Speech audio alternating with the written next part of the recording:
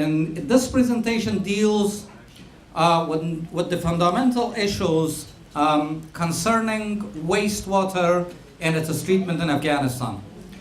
Water is a scarce commodity in the world, and so it has become in Afghanistan.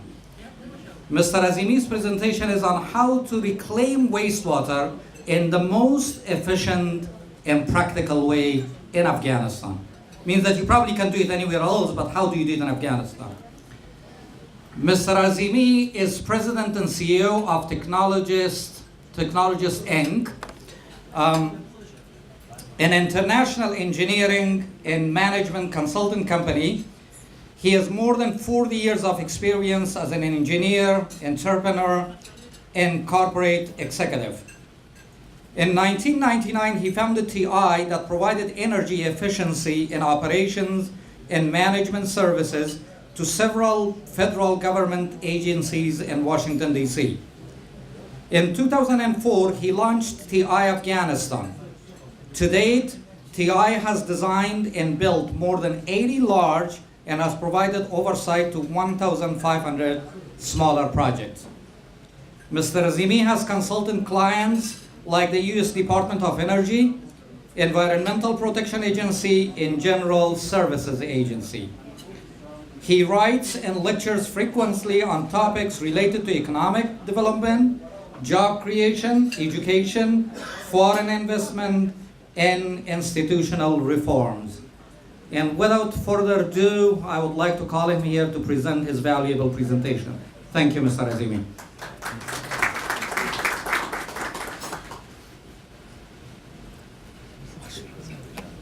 Ba'ismi Allah ar-Rahman ar-Rahim.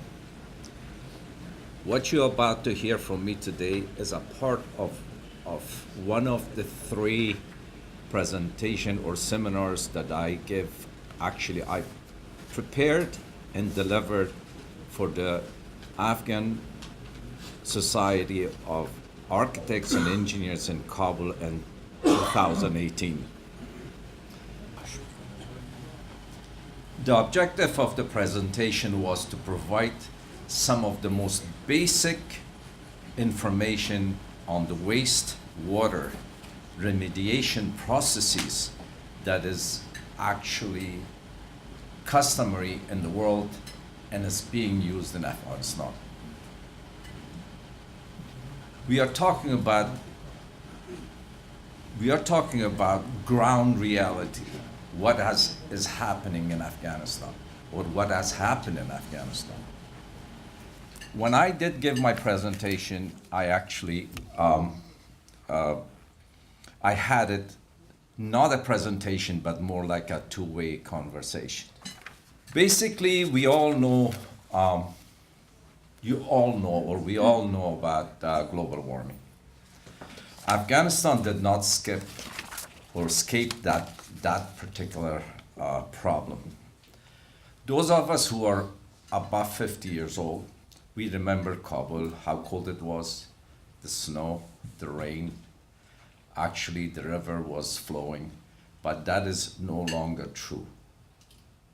We do get some snow, we do get some rain, but it's quite different than what it was. So global warming did have an effect on Afghanistan. Some of them you could blame global warming, and some part of it you could blame what we have done as an Afghan to our own society or to our own land.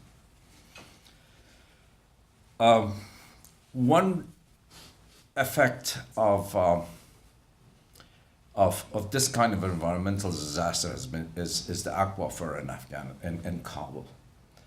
My last presentation or seminar, it was about groundwater.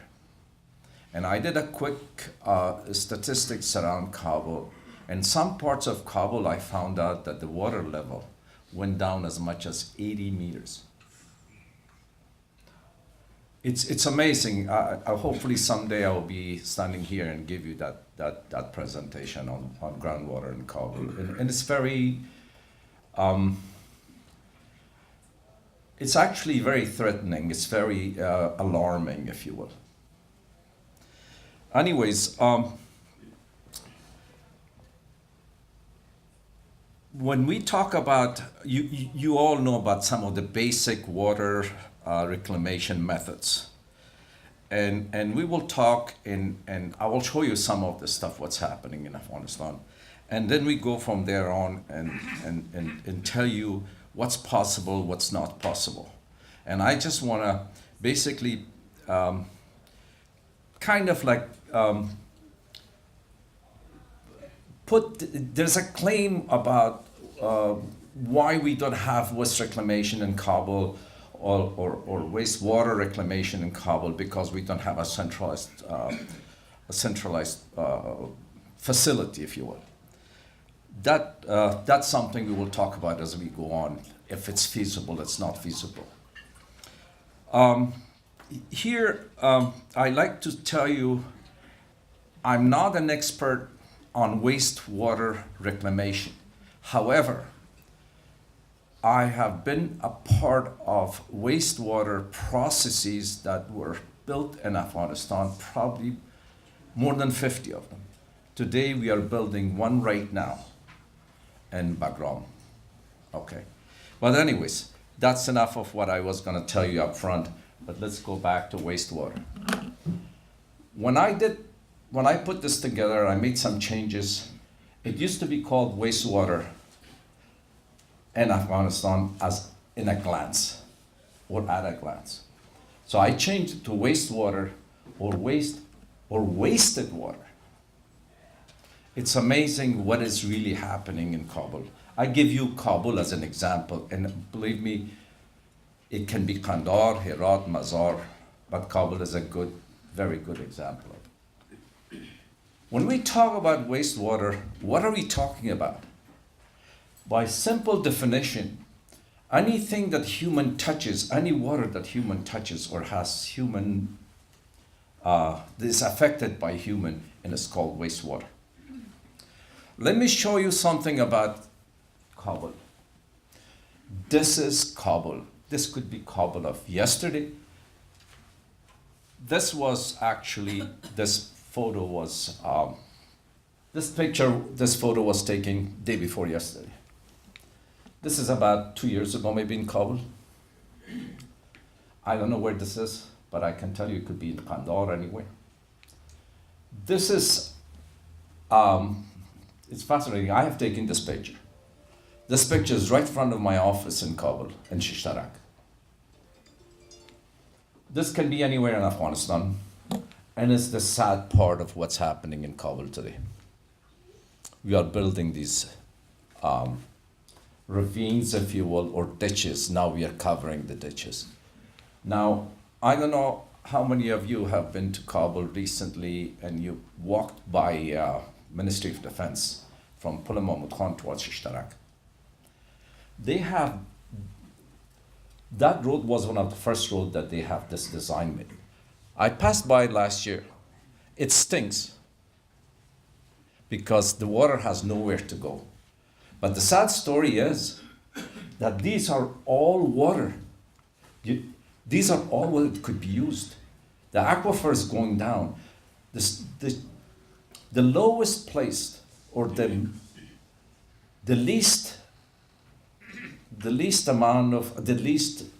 water table that I found was the lowest part of Kabul, which is actually Tangawaru, because that's where actually Kabul is tilting that way. From Khairkhana is the highest, we are talking about the west part of Kabul, and the lowest is Tangawaru. There was 13 meters, actually about 50 meters away from Kabul River. Still we had problems.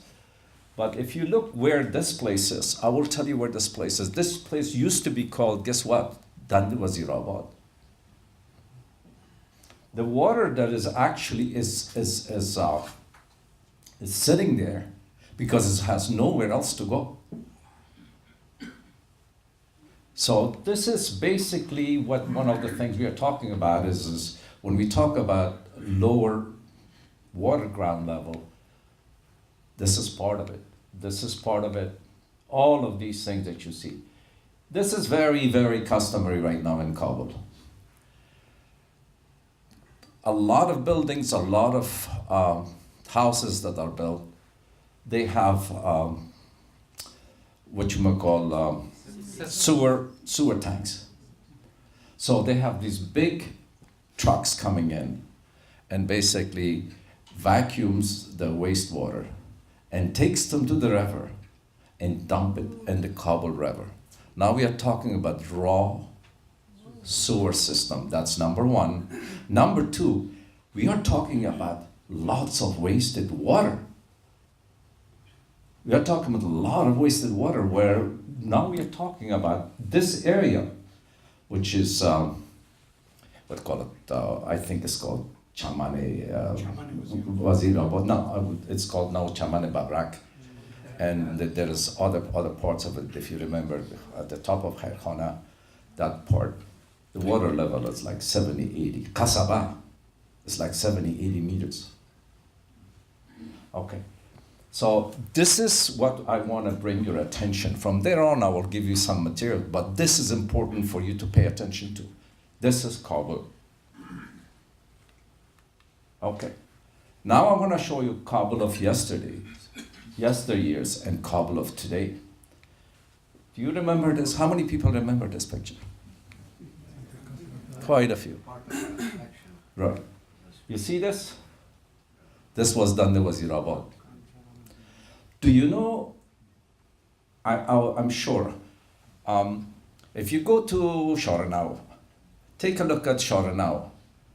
All old Sharanau houses, they didn't have basement. Do you know why it didn't have basement? The water level was in the springtime was no more than a meter, and probably less than a meter. Today, Sharanau, Wazir Akbar Khan, is 35 to 40 meters. You have to dig, and it dries up. Okay?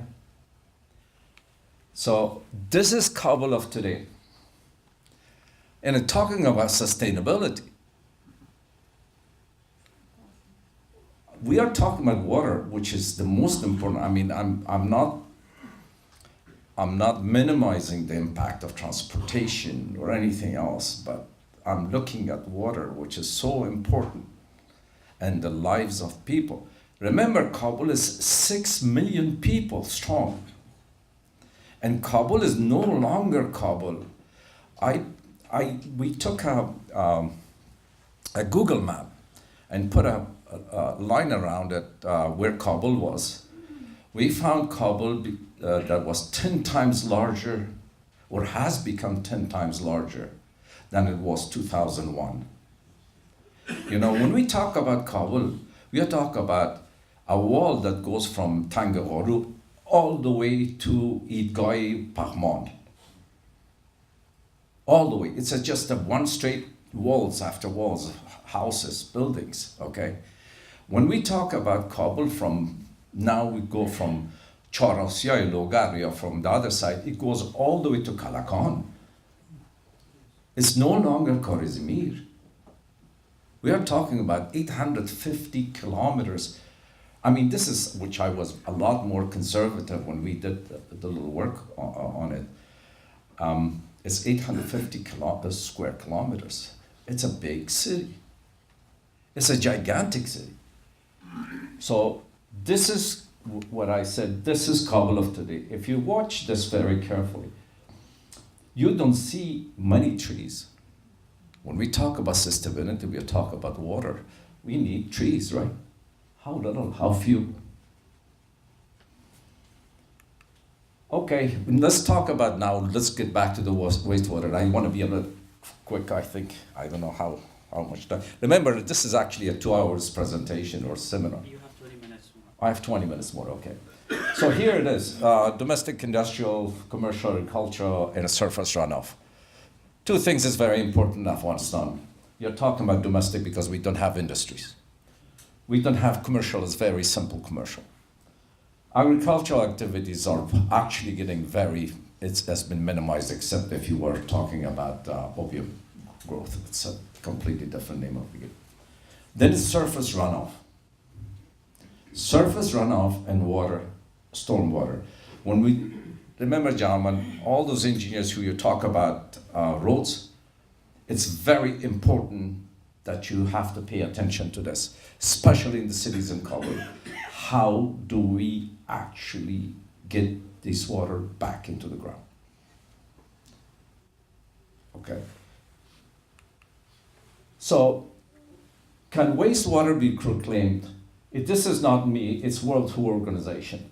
But if you look at it, they talk about water scarcity, food security, increasing population, wastewater from which gray water in the bathrooms. If you look very carefully, all these four items are actually what we are facing in Kabul in Afghanistan. Not one or two or three, but all four. All four are correct. Okay. Next. Can we do that? I'm sure we can. By the way, you know who is really, really good at this? Israelis. They actually recycle 85% of the water that they use. 85%. Have we done this? Possibly, quite a bit of it. Okay. Now, here's the types. I broke it down into two categories: decentralized and centralized. Decentralized, you got dry well, septic tank, lagoon type, package type, outhouses. And centralized, large farms. Okay, when you talk about just septic system, it's basically, it's nothing else, but it's a system that uses anaerobic process. Anaerobic means in the absence of oxygen. That's what septic is. Okay, it has various designs, but that's what it is. And it's actually a system which is underground. Okay, when you talk about a dry well is, you have seen quite a few of this. You know, it's basically, it's a well-built underground that the water, it goes through by gravity and seeps through the holes and cracks within in the well itself. It's very interesting that a lot of time I have seen a lot of designs here that uses concrete and cinder blocks, and they put holes through it. But in Afghanistan, it was very interesting that they built it with stone ripraps, which creates tremendous cracks that water can be absorbed through it. And this is very, very important. If you look how the water seeps through, then all the solid mass actually goes at the bottom. With the lack of oxygen or absence of oxygen, bacteria grows and it becomes compost and actually sits at the bottom. Okay, what is in terms of characteristics?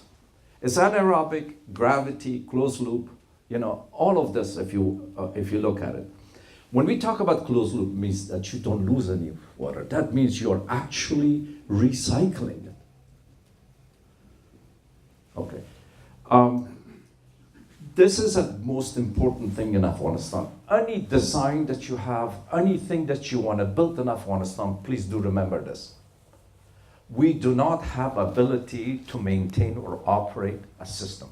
A lot of people that they talk about whether the government is listening to you or not listening to you, it's not that they don't want to listen to you. They don't have the capacity to maintain that knowledge, because somebody else will be changed next day, or they don't have the capacity of doing it. There's not enough money or whatever. Applicability is this much. History of use in Afghanistan, my God, the history of use in Afghanistan must be about 100 years. The first toilet flush toilet that showed up in Afghanistan used this. So I was conservative. I put 60 years. I think it's close to 100 years. Probably the first toilet that came out was at the ARG. Maybe it was Wakht Amolahan. I'm not sure. But if it's during Amolahan, it's almost 100 years. If it's during Abibulahan, it's even further than that. So we have a history of this. All those people who lived in Sharanau, Wazir Akbar Khan, Korte Char, Korte Se, you know, all of you, Korte Parwan, all of you had this. So this is something that is customary in Kolot. Okay.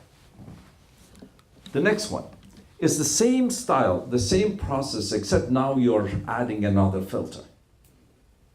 By the way, this system, over 20 million houses in America uses the system. Over 20 million. Not every house in America is connected to a centralized wastewater treatment system.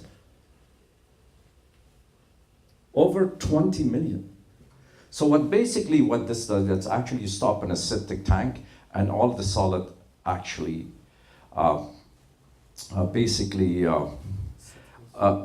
gets separated from that liquid, and the liquid moves into the well and it gets absorbed in the well. So again, this is a quite close loop. In our own building, one of the things I did that I added another filtering system, which is basically for the kitchen, because we have a larger building. For the kitchen, we added a grease trap. Very simple, very straightforward. It's just a box, of a steel box with a screen in the middle. That's what it is. And it keeps all the grease not going into the system itself. Again, the same thing, quite a few of these. Closed loop system, benefit the city charges water, construction is low to medium, applicability is to high-rise apartments. By the way, one of the things that everybody talked about it, very few of these high-rise apartment has any kind of wastewater treatment. I don't think I have never heard that one has one. They all have those trucks coming in and basically vacuuming and dumping it into the river. History in Afghanistan, in the last 15 years, we must have built about, 800 of them. Probably more than 100. It works well. It has no problem. Part of the issue that is very important for all of us to know this is, how many people have heard of cigar? It's, you have heard of cigar, right? Well, cigar did a study of one of my projects, my first project in Afghanistan, which is industrial parks. And they came back with a report that they said we did not build wastewater treatment, and we should have. The problem was that the person that they sent over, he did not know what wastewater treatment was. He thought there was only one way to wastewater treatment, is the big tanks. We should have had a big tank and all this stuff going. So this is, in the history of Afghanistan, it's at least about 15 years. Okay, this is another one, which is almost the same, on the same genre. And it is Litchfield. This is also very big in the States. We have built about, probably about 15, 20 of them in Afghanistan. The same process system, the gray water goes into the tank, gets separated, the water, the fluid gets separated, and then for this you need a little bit large space. What you have is basically, you have pipes, perforated pipes, you run water through that, it gets absorbed. And a lot of people, they actually grow just grass on the top of it. So that's another system. Now, this is that when I talked about the piping, that's what it is. History of Afghanistan is the same thing. It's a closed loop. I don't want to bore you to death on the same thing, but this is a good thing for the engineers. The only difference is that, especially in Kabul, especially in Afghanistan, that it's a very dry climate. So as you see the number, you can use as much as 2,000 people. I mean, one system can handle probably more than 2,000 people. We built a couple of these for military. Okay, so that's what you see. And the history in Afghanistan is probably about 15 years. We did until the US Army Corps came in and forced us to build this thing.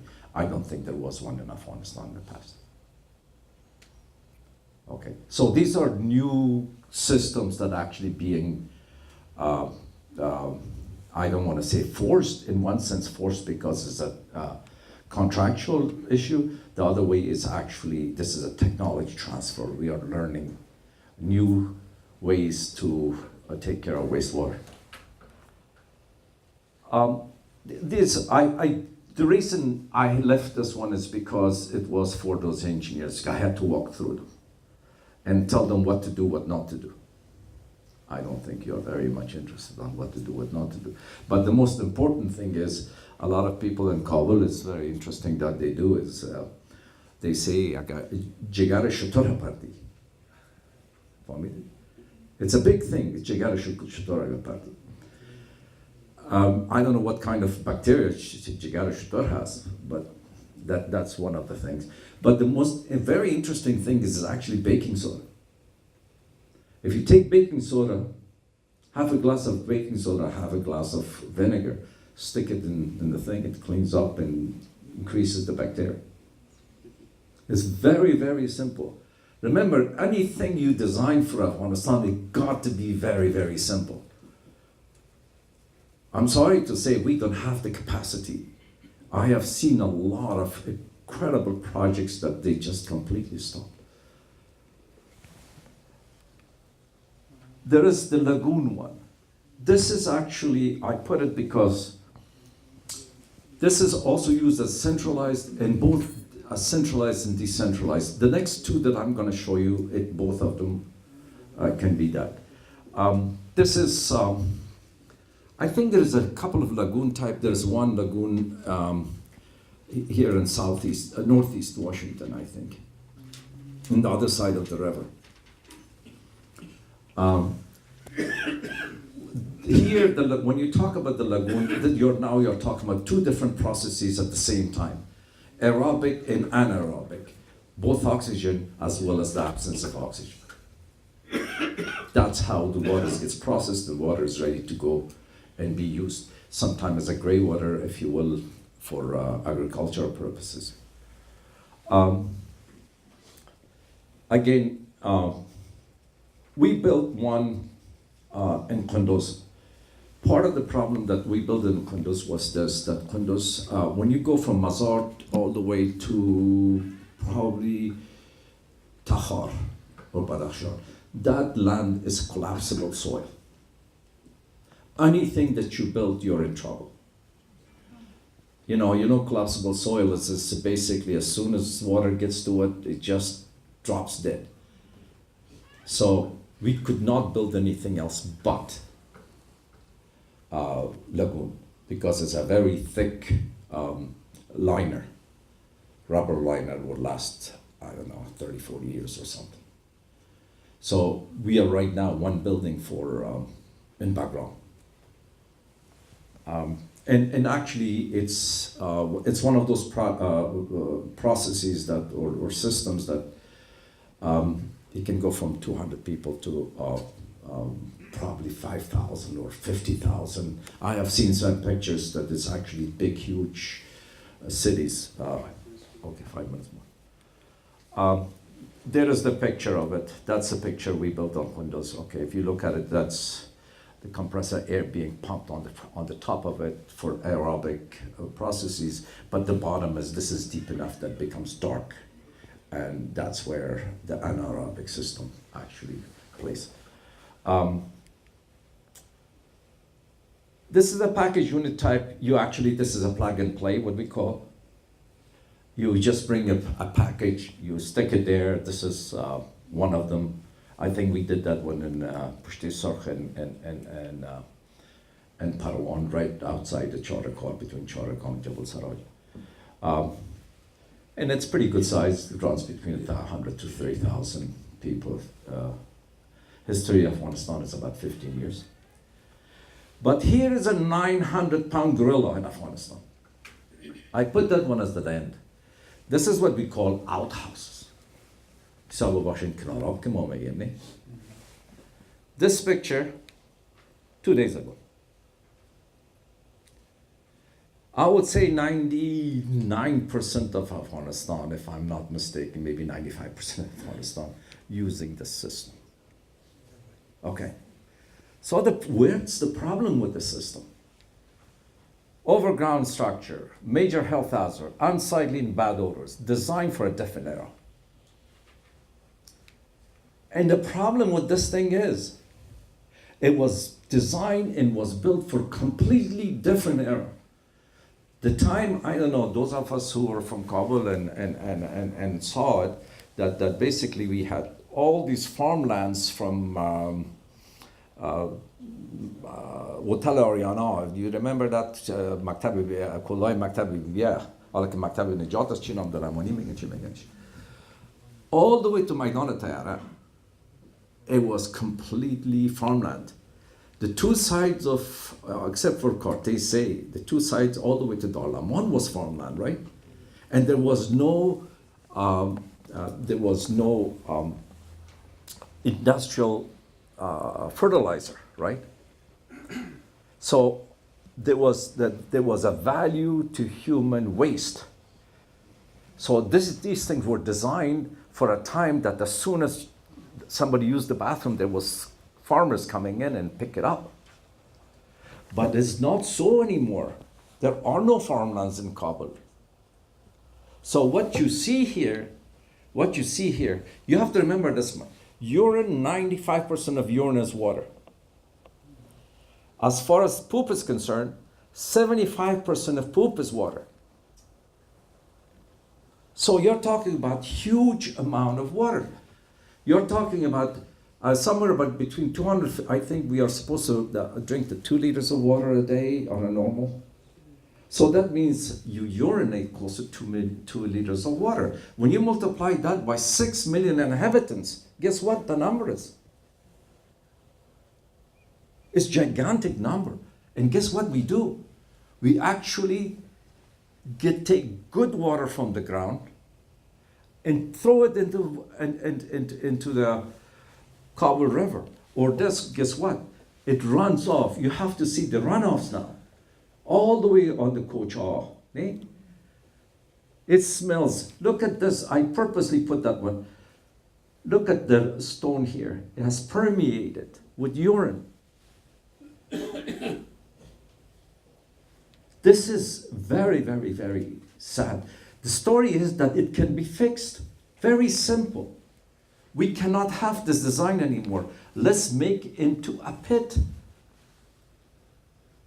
Remember, when you have a pit, which is, you can have the 1.5 to 2 meters deep pit, now it will last a long time. You don't have to have this door up on the front of it, and that there will be no unsightly scene. It will not be any kind of smell.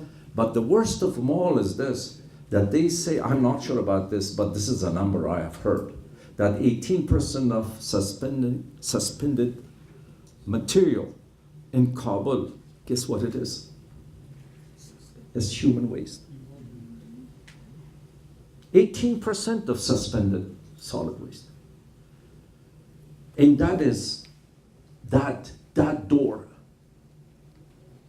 Okay? So we can use very simple things, simple designs, simple changes. I'm not asking for anything big. You know, doable things. Well, drop the damn thing 2 meters or 1.5 meters down. There are no problems as far as, because the water is completely somewhere else. And I read something that there was a study that anywhere, if the wastewater takes anywhere between 2 months to 400 days to make it to water aquifer, it's as clean as it was at day one. Okay. All right. Centralized facilities. This is completely, you can use it. We have done this for a couple of big projects, over 5,000. History in Afghanistan is 15 years again. It's since the Americans showed up. But anyways, the most important thing is that what is happening to Kabul. And if I go back to first slide, you will see that Kabul is drying up. And we have the waste problem. Here is something, I put a matrix for the engineers there. If they want to make any selection, these are the selections. You know, how do you do it? You know, some engineers, you know, that if they're building a high rise or a base or anything. So this is pretty much what I have, ladies and gentlemen. But again, the most important thing to remember for Afghanistan is this. You have to remember the source of pollution, impact on positive location. Again, I purposely made this one into green. Please do remember, any design that you have must have zero or very minimum maintenance. And by the way, the dry wells are the only solution for getting that water out of the roads. The only solution, because right now, what we are doing, we are taking that water. By the way, do you know that they are being pumped today? There are trucks that pumps water. You know what water does to the roads? Destroy all the roads. We spend tons of money on building the roads only to find them that to be destroyed by water. I agree with Wali John Shehzai said che چی میگه خوب میگم دو طرف دو چیز سرک چی میگه garbage چی میگه garbage is name garbage collector. That's what it is, garbage collector in Kabul. You know, all of you who went to Sinamai Park, you got to pass by those at the same spot nowadays, and you see what happens to this to those ditches. Okay, تشكر جزيلا.